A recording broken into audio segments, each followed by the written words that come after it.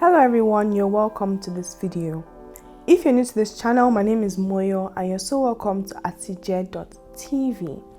We recently rebranded our channel and we're focusing on Nigerian food and culture.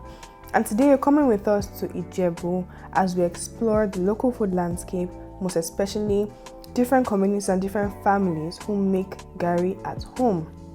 It was a beautiful, explorative, bonding experience with my friend Toyosi, who I'm so glad that we could go together, and just stay tuned to see the full video.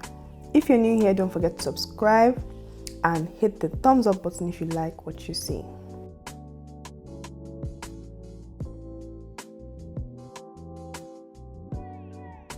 So we left Lagos on a Saturday afternoon, and thankfully there was really no traffic.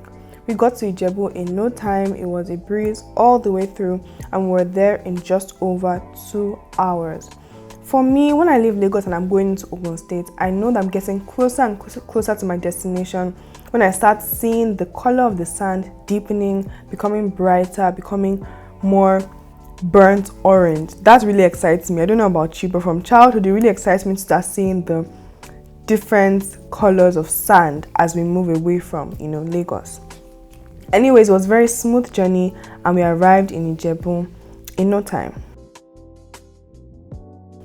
As you can see, the more that we approach our destination, the landscape is changing to include more trees, more farms, and it was really beautiful for me, especially because the compound that we're staying in was completely surrounded with trees. Oh, look at that photo. Oh my god! Nice to make your acquaintance!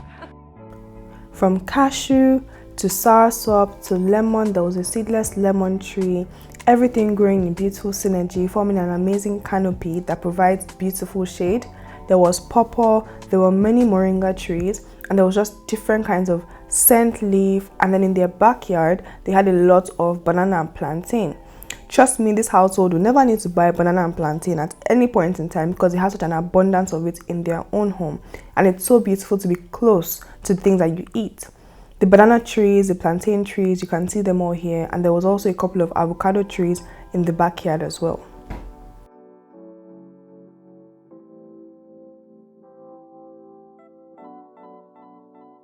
So the first thing that we wanted to do was just basically explore the local neighborhood and see what was going on.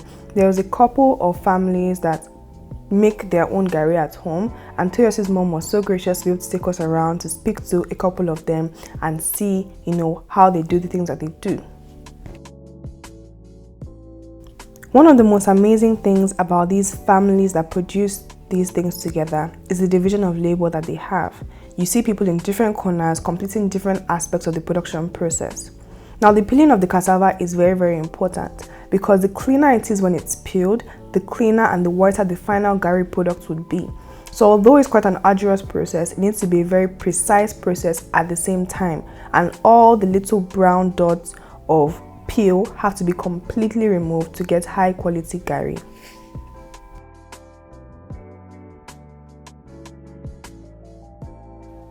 Now, the second household that we went to were making a different products from cassava. They were making pupuru. Now, pupuru is a very popular delicacy around the southwestern part of Nigeria, especially in Ondo State. It is made by fermenting cassava tubers for about 4 to 6 days, after which it is mashed, smoked, and then dried. So in this case, you can see them sieving it after it has already been fermented to get the very small pieces. Pupuru is a very fine powder. Unlike Garri that can be grainy sometimes, pupuru is very fine.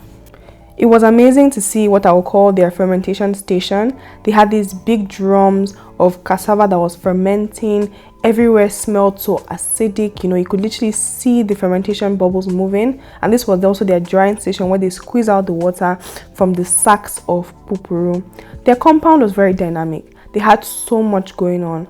They had places where they were rearing pigs. They had space for growing vegetables from okra to green amaranth to shoko. And they also had a space for drying catfish and smoking catfish when it's in season. There was also a couple of ugu pods that were growing along the way. Such a beautiful example of farm to table. One of the most amazing parts of this compound was the children. They were so fascinated by the camera, they kept running around whenever they saw me recording.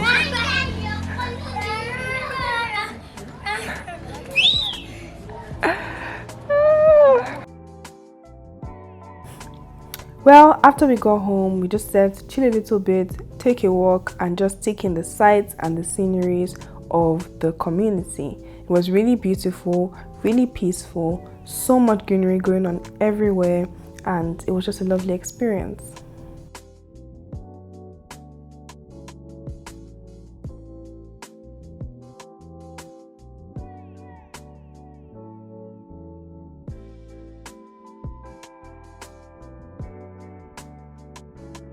So once we were done looking around, we wanted to go back to meet one of the families that we saw earlier, because they were going to be grinding the cassava that they had peeled earlier on in the day for Garri. So we went back to watch the entire process. It was a very intensive process that involved different parts, different members of the family coming together, most especially the older children and the adults. The younger children at this time were just preparing to have their baths, and get ready for bed because the sun was already setting. So they had this motor that they were using to blend, to process, to grind the cassava into a fine mass. So you had one person who was portioning the cassava and pouring it into the top of the machine, and then you had someone else at the top of the machine making sure that they applied pressure to force the cassava through the machine. Then you had someone at the receiving end pulling the cassava down from the machine into a bowl that was ready to receive it.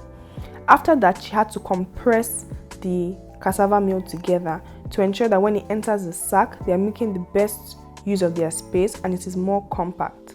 After compressing it the first time, she will still compress it again before putting it into the sack, so that they make sure that they make the best use of the space that they have and they fill up all the gaps. Comes to moving the bowl to where the sacks are, it is a two-person job, and then they fill up the sacks together, ensuring that they make use of every crevice and ensuring that they compact the cassava meal as much as possible.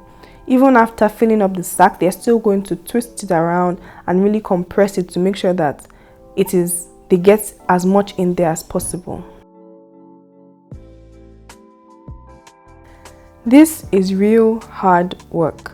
And this was not even a lot of cassava, because this wasn't really the main season for harvesting cassava. According to them, this was not like a large quantity that they were doing. It was just a small quantity that they were doing based on the amount of cassava that they had available. It was a really intensive process, and it was a really continuous process that relied on everyone being a part of the process and playing their own part as everything went along. So as I said before, it's really important to seal the bag, seal the sack very well, and also compress it as you're sealing it, so that while the cassava is fermenting, you can also, once you're done fermenting, you can then apply pressure onto the bag and squeeze out the water. Now, something that kept happening was that this machine kept turning off because this rubber was loose. So every couple of minutes, it will fall off the wheels, and then they'll have to get off and start it all over again. When the rubber falls off, the electricals will also disconnect, so they will have to come and place the rubber and also connect the electricals. And this made the entire process quite frustrating, but everyone was very, very resilient. It seemed like it wasn't going to happen, but we got to the end. And what was very fascinating for me was seeing the roller inside of the grinding machine that was actually grinding the cassava into the meal. At this point, I just want to say thank you so much to this family, thank you so much to this community for having us and letting them learn from them. I hope you guys have enjoyed this vlog.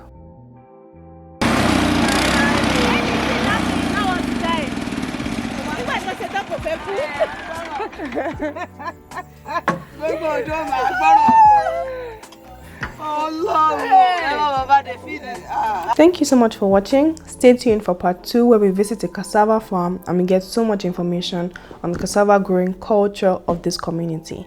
Thank you. Bye.